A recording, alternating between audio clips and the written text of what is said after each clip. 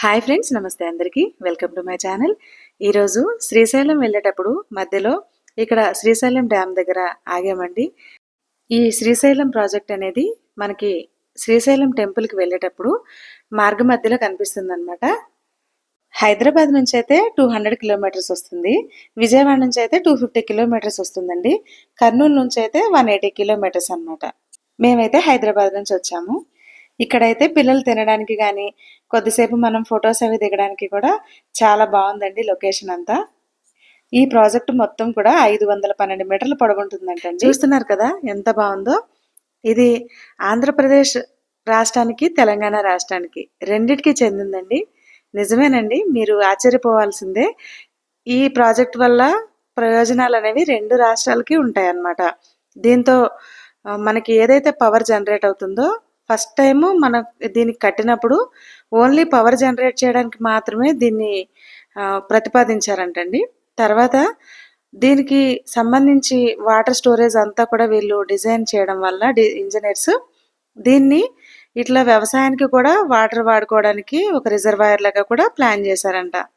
ఇది ఆంధ్రప్రదేశ్ రాష్ట్రంలో కృష్ణా నదిపై నిర్మించారండి. ఈ ప్రాజెక్టు వ్యవసాయానికి అవసరమైన నీటిపారుదలకి చాలా చాలా ఉపయోగపడుతుందన్నమాట. ఈ ప్రాజెక్టు నిర్మాణం అనేది కృష్ణా నదిపై జరిగింది. ఈ ప్రాజెక్టు శంకుస్థాపన 1963 జూలైలో అప్పటి ప్రధానమంత్రి జవహర్లాల్ నెహ్రూ గారి చేతుల మీదుగా జరిగిందంటండి. 1964లో స్టార్ట్ చేశారు. ఇది కంప్లీట్ అయ్యేసరికి 1984 డిసెంబర్ కల్లా పూర్తయిపోయింది. ఈ ప్రాజెక్టు మొత్తం కట్టడానికి 567 కోట్లు ఖర్చు అయిందటండి అప్పట్లోనే. 1985లో ఈ డ్యామ్ అనేది పూర్తిగా వాటర్ కెపాసిటీని అనేది నింపుకోవడానికి ఇది ఫుల్ అయిపోయిందంట ఆ ఇయర్లో. తర్వాత మళ్ళీ 2009లో ఎక్కువగా ఈ జలాశయానికి నీళ్ళు అనేది వచ్చాయంటండి. ఆ టైంలోనైతే ప్రాజెక్ట్ అనేది ఉంటుందా, ప్రాజెక్ట్కి ఏదైనా జరుగుతుందా అనే కొంచెం భయం కూడా అనిపించిందంట. తర్వాత వరదలు అనేవి కొంచెం తగ్గేసరికి ప్రాజెక్ట్ అయితే సేఫ్గానే ఉంది. ఈ ప్రాజెక్ట్ మొత్తానికి కూడా 12 గేట్లు అండి, మొత్తం 12 గేట్స్ ఉన్నాయి. ఈ ప్రాజెక్ట్ నిండిపోయిన తర్వాత ఈ వాటర్ అంతటిని మళ్ళీ కొద్ది కొద్దిగా వదులుతూ ఉంటారు. ఈ వాటర్ అంతా వెళ్ళి నాగార్జున సాగర్లో కలిసిపోతుంది అనమాట. ఈ డ్యామ్ హైట్ వచ్చేసి 885 అడుగులు ఉంటే ఎప్పుడు కూడా వాటర్ 881 అడుగుల వరకు మాత్రం నీటి స్టోరేజ్ అనేది ఉంచుతారండి. ఈ ప్రాజెక్ట్ నుంచి వచ్చే విద్యుత్ కానీ ఏదైనా సరే నీటిపారుదలకు సంబంధించి కానీ కుడి కాలువ ఎడమ కాలువ ఉంటాయి. ఏపీకి బోర్డర్ దగ్గర నాగర్ కర్నూలు దగ్గరలో దోమలపెంట అనే విలేజ్ దగ్గర తెలంగాణ బోర్డర్ ఉంటుందన్నమాట. అక్కడ ఈ శ్రీశైలం జలాశయం అనేది నిర్మించారు కాబట్టి ఇక్కడ కృష్ణానదిపై వంతెన నిర్మించడం వల్ల రెండు రాష్ట్రాలకి కూడా ఉపయోగపడేలాగా ఇక్కడ ఉండే వాటిని వినియోగించుకోవడానికి అప్పట్లో ఒప్పందాలు అనేవి జరిగాయి అన్నమాట. మొదట్లో అయితే దీన్ని ఓన్లీ విద్యుత్ని మనకి కరెంటుని అనేది నీటి నుంచి ఉత్పత్తి చేయడానికి మాత్రమే దీన్ని నిర్మించారంటండి. తర్వాత దీని నుంచి వచ్చే ఈ నీళ్ల నుంచి మనకి వ్యవసాయానికి ఎలా అయితే వినియోగించుకోవాలో అలా డిజైన్ చేసేసి మనకి వ్యవసాయాలకి కూడా ఆంధ్ర తెలంగాణకి అనేది సప్లై చేస్తారనమాట. వాటర్ సరఫరా అనేది ఉంటుంది. దీనికి తాగునీటికి కానీ వ్యవసాయానికి కానీ ఈ ప్రాజెక్టు నుంచి చాలా ఉపయోగం అనేది ఉంటుంది. చాలా పెద్ద ప్రాజెక్ట్ కూడా అండి ఇది.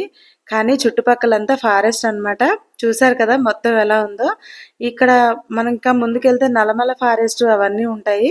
శ్రీశైలం టెంపుల్కి వెళ్ళే దారిలో ఖచ్చితంగా మనం ఈ దారి నుంచే వెళ్ళాలి. ఘాట్ రోడ్ అనేది ఉంటుందండి. కొంచెం రిస్కీ ఏరియాలోనే ఉంటుందన్నమాట. ఎందుకంటే డ్రైవింగ్ చేయాలనుకునే వాళ్ళు కూడా ఇక్కడ పర్ఫెక్ట్గా డ్రైవింగ్ చేసుకొని వెళ్ళాల్సి ఉంటుంది.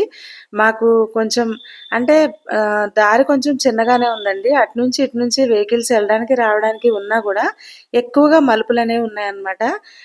చుట్టుపక్కలంతా కూడా ప్రశాంతంగా అనిపించిందండి. ఒక హాఫ్ అన్ అవర్ 1 అవర్ ఇక్కడే స్పెండ్ చేశాము. భలే అనిపించింది. ఫస్ట్ టైం చూశాను నేను. నాకు తెలిసి ఒకసారి నేను పోలవరం ప్రాజెక్టు దగ్గర కట్టేటప్పుడైతే మేము ఒకసారి వెళ్ళాము. అప్పటికి అది పూర్తి అవ్వలేదు. పూర్తయిన ప్రాజెక్ట్ అయితే నేను ఇదే చూశానండి. నాగార్జున సాగర్ కూడా ఎప్పుడు చూడలేదు. నెక్స్ట్ టైం ఎప్పుడైనా నాగార్జున సాగర్ కూడా విజిట్ చేయాలని నేను అనుకుంటున్నాను. ఎందుకంటే మన దేశానికి రాష్ట్రానికి వాటర్ సరఫరా జరిగేవి చాలా చాలా ఉన్నాయి. అందులో కొన్ని కొన్ని అయినా కూడా మనం చూడాల్సిన ప్రదేశాలు ఉంటాయండి.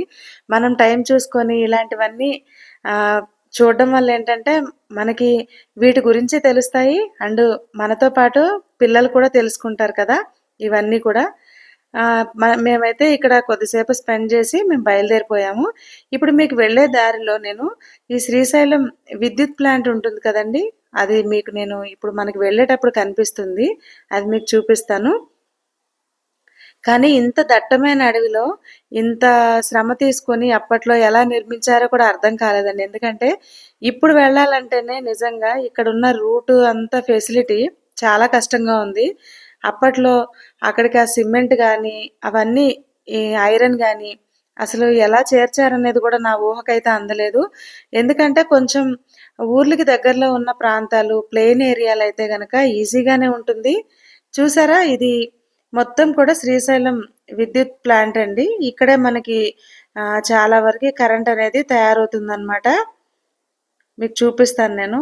అంటే మేమిక్కడైతే ఆగలేదు. ఎందుకంటే ఆగితే ఇక్కడ మళ్ళీ వేరే వెహికల్స్‌కి ప్రాబ్లమ్ అవుతుంది కదా! రావడానికి, వెళ్ళడానికి. ఇదనమాట. ఇక్కడ నుంచి ఒక విలేజ్ అనేది ఉంటుంది. ఈ విలేజ్ దగ్గర నుంచి దోమలపెంట చెక్ పోస్ట్ అనేది వస్తుందండి. ఇక్కడ అన్ని కూడా ఊర్లు భలే విచిత్రంగా ఉన్నాయండి. ఈగల పెంట, దోమల పెంట అలా ఉన్నాయి. మరి ఆ పేర్లు ఎందుకు వచ్చాయో నాకు తెలియలేదు. కొంచెం విచిత్రంగా అనిపించాయి. ఈ ప్రాజెక్ట్ దగ్గరికి విజిటింగ్‌కి వచ్చిన వాళ్ళైనా, లేదు అంటే గనక శ్రీశైలం వెళ్ళేవాళ్ళు నైట్ టైమ్ అయిపోయి ఒకవేళ ఉండాలనుకుంటే గనక ఈ ఊర్లో అయితే కొంచెం ఫెసిలిటీస్ ఉన్నాయండి. ఫెసిలిటీస్ అంటే వాళ్ళకున్న ఇల్లుల్ని వీళ్ళు చిన్న చిన్న హోటల్స్ లాగా మార్చుకున్నారు. ఎవరికైనా కావాలి అనుకుంటే మాత్రం వాళ్ళు రెంట్‌కి ఇస్తారంట. బోర్డ్స్ అయితే ఎక్కడికక్కడ పెట్టున్నాయి రోడ్డు మీదకి. భోజనం ఏదైనా కావాలి అంటే గనక ఆర్డర్ చెప్తే చేసేసి ఉంచుతామని చెప్పైతే ఎక్కడైనా సరే బోర్డులు కనిపించాయి. ఎందుకంటే ఇది ఎక్కువగా జనం తిరిగే ఏరియా అంతగా కాదు కదండీ! గుడికెళ్ళేవాళ్ళు ఎప్పుడొస్తారో, ఎప్పుడెళ్తారో తెలీదు. ఎక్కువగా గుడికి వెళ్ళేవాళ్ళు మాత్రమే ఈ విలేజ్ నుంచి అనేది క్రాస్ అయ్యి వెళ్తారనమాట. అచ్చంగా ఇక్కడ శ్రీశైలం ప్రాజెక్ట్ చూడడానికే వచ్చేవాళ్ళు కూడా ఎవరో ఒకళ్ళు ఫారినర్స్ అలాంటి వాళ్ళు వస్తారు తప్ప, మనలా మామూలుగా వెళ్ళేవాళ్ళైతే ఖచ్చితంగా శ్రీశైలం టెంపుల్‌కి వెళ్ళేవాళ్ళు మాత్రమే వస్తారు. ఈ బ్రిడ్జ్ అయితే మధ్యలో అన్నమాట. నది మీద మనం వెళ్ళడానికి కృష్ణా నది మీద అవతలకి వెళ్ళడానికి అనేది నిర్మించారండి. ఇవతల ఉన్నది తెలంగాణ, అవతల ఉన్నది శ్రీశైలం అన్నమాట. ఈ బోర్డర్‌లో ఈ ప్రాజెక్ట్‌ని నిర్మించడం వల్ల ఏపీకి, తెలంగాణకి రెండిటికి చెందిన ప్రాజెక్ట్‌గా ఇది పేరొచ్చిందండి. ఇక ఈ ఊరు నుంచి మనం వెళుతూ ఉంటేనే మనకి ఇక్కడ ఒక చెక్ పోస్ట్ వస్తుంది. ఆ చెక్ పోస్ట్ దగ్గర మనకి వెహికల్ చెకింగ్ గానీ ఏదైనా సరే జరుగుతుందన్నమాట. ఇప్పుడు చూసారు కదా! ఇప్పుడు వస్తుంది. మీరెప్పుడైనా శ్రీశైలం రిజర్వాయర్ దగ్గరికి వెళ్ళుంటే గనక నాకు కామెంట్ చేయండి. అండ్ నెక్స్ట్ ఖచ్చితంగా మీరు వెళ్ళేటప్పుడు గుడి టైమింగ్స్ వరకనే కాకుండా కొంచెం ముందు బయలుదేరారనుకోండి ఇక్కడ ఒక 1 అవర్ అనేది స్పెండ్ చేయొచ్చనమాట. ఇది ఇక్కడ చెక్ పోస్ట్ అండి. ఈ చెక్ పోస్ట్ దగ్గర నుంచి మనం అవతలకెళ్తే ఇంకా ఆంధ్రాలోకి వెళ్ళిపోతాము. మేమైతే ఇట్లా గుడి గురించనే ప్లాన్ చేసుకొని వెళ్ళామండి. అయితే ఈ చెక్ పోస్ట్ దగ్గర మనకి నైట్ 9:00 తర్వాత వీళ్ళు అలౌ చేయరనమాట. ఇక్కడే ఆగిపోవాల్సుంటది. ఇప్పుడు మనం దాటాం కదా! ఆ ఊర్లోనే ఆగిపోవాలి. నెక్స్ట్ అటువైపు నుంచి వచ్చేటప్పుడు ఒక ఏరియా దగ్గర 9:00కి క్లోజ్ చేసేస్తారండి. ఎవరైనా శ్రీశైలం వెళ్ళాలనుకునే వాళ్ళు ఈవినింగ్ 6, 7 లోపే ఈ ఏరియా అనేది దాటి వెళ్ళిపోవాలి. ఒకవేళ ఆలోగా మీరిక్కడికొస్తే గనక నైట్ టైము ఇదంతా ఫారెస్ట్ ఏరియా కాబట్టి వీళ్ళు లోపలికి అలౌ చేయరు. రిటర్న్‌లో వచ్చేటప్పుడు గూడా మీరు గుడి దగ్గర దర్శనం చేసుకునేటప్పటికి మీకు ఒక 7 అలా అయిందనుకోండి, ఇంక రిటర్న్ అవ్వొద్దు. గుడి దగ్గరే ఎక్కడైనా రూమ్ తీసుకొని ఉండండి. ఎందుకంటే మాకు 7:30, 8:00కే గుడి దగ్గర దర్శనం అయినా కూడా మేము రిటర్న్ అయ్యి వచ్చేసాము.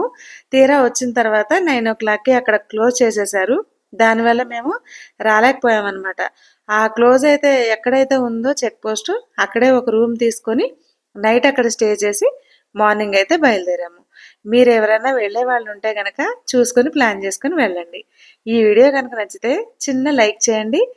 ఇక ఇక్కడ నుంచి మేమైతే గుడి దగ్గరికి బయలుదేరిపోయాము. అక్కడ వీడియో కూడా నేను అప్లోడ్ చేస్తాను. Thank you for watching.